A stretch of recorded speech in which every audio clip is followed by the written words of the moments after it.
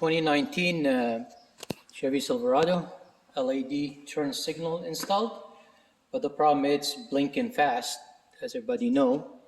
So the solution for that, what I did, I take the regular bulb and let's see, and extend it and back probe it.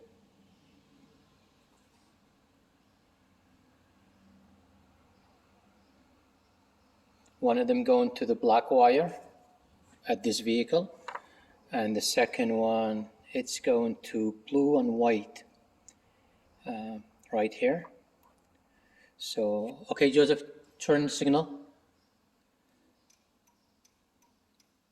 So instead of installing a resistor at the back, so we do this, turn off.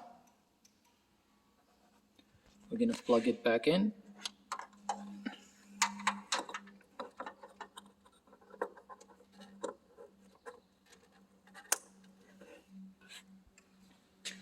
All right, turn signal on, or start the car, start the truck.